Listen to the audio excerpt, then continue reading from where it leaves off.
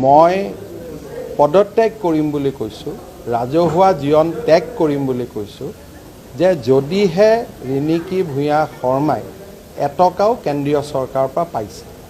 ইয়াৰ পিছত আমি যে টকাটো পাইছোঁ তাক চেক নম্বৰ RTI মাৰিলেইতো পাব। মাত্ৰ RTI মাৰি দিলেইতো কৈ দিব কোনটো চেক নম্বৰত কোনদিনা টকা পইচা দিছে। প্ৰথম কথা, প্ৰাইডিছ এণ্টাৰটেইনমেণ্টে ক'ৰবাত কিবা এটা প্ৰতিষ্ঠা কৰিব চেষ্টা কৰাটো কোনো ভুল কথা নহয়।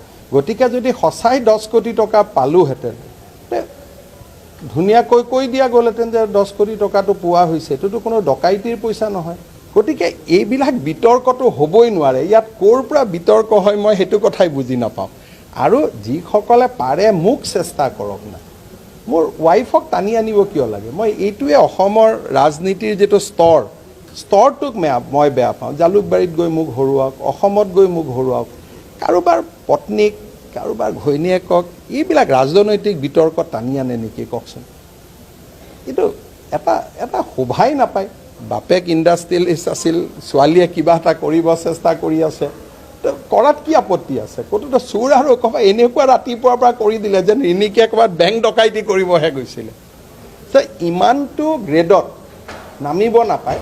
ঠিক আছে, পাৱাৰত নাই, 8 বছৰ নাই, হতাশা আছে, কিন্তু হতাশাৰ প্ৰতিফলনটো কাৰোবাৰ ঘৈণীয়েকক বিলুদা বেল কোবাই হ'বগৈ নেকি? কিন্তু তথাপিতো ইমানখিনি কোৱাৰ পিছতো মই কৈছোঁ যে মই ৰিণিকীক সুধিছিলোঁ, আৰু ৰিণিকীয়ে যদি মোক মিছা কথা কৈছে মই নাজানো, কৈছে যে নাই, মই একেবাৰে ক্লিয়াৰলি কৈছোঁ যে মই এটকাও লোৱা নাই। তাৰ ওপৰত মই ভিত্তি কৰি এইটো ইছ্যুত কৈছোঁ যে যদি কিবা কাৰণত ৰিণিকী ভূঞা শৰ্মাই দিল্লীৰ পৰা এইটো ক্ষেত্ৰত এটকাও পাইছে, মই অসমৰ মুখ্যমন্ত্ৰীৰ পৰা আজিয়ে ৰিজাইন দি দিম। তাতকৈ আৰু কি ক'ব লাগে কওক? কংগ্ৰেছ দলে যিখিনি কথা উত্থাপন কৰিছে, আমিতো কাগজে পত্ৰই লৈ আমি উত্থাপন কৰিছোঁ। আমিতো মিনিষ্ট্ৰী অফ ফুড প্ৰচেছিঙৰ ৱেবছাইটৰ লিংক মই দি দিছোঁ যে এয়া হ'ল কেন্দ্ৰৰ চৰকাৰৰ বিভাগৰ লিংক। এই লিংকত আমাৰ প্ৰাইড ইষ্ট কোম্পানী নামটো উল্লেখিত আছে। মইতো গোটেইবোৰ দেখাই দিছোঁ। এয়া চাওক, এইটো এটা স্ক্ৰীনশ্বট লৈছোঁ, সকলোৱে দেখা পাইছে হপায়।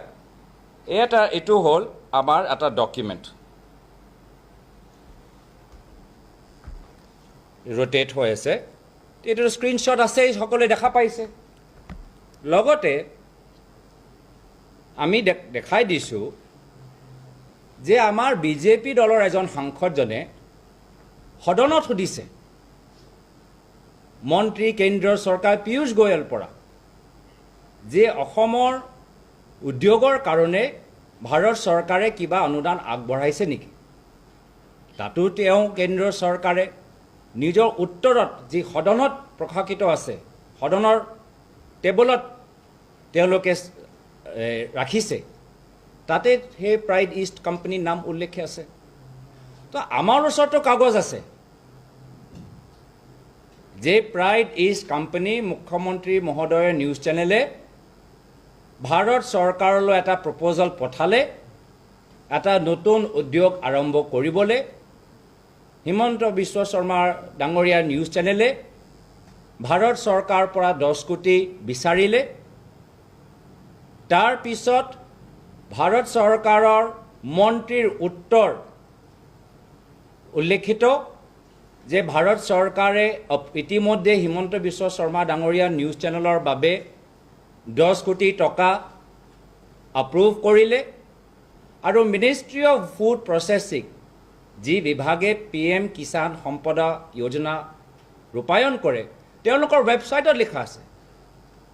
সেই ৱেবছাইটত হিমন্ত বিশ্ব শৰ্মা ডাঙৰীয়াৰ নিউজ চেনেল আৰু সেই নিউজ চেনেলৰ মূল মালিক তেওঁৰ নাম উল্লেখিত আছে। তো আমিতো কাগজে পত্ৰই দেখাই দিছোঁ যে ভাৰত চৰকাৰৰ পৰা হিমন্ত বিশ্ব শৰ্মা ডাঙৰীয়াৰ নিউজ চেনেলে 10 কোটি টকা গ্ৰাণ্ট পাইছে।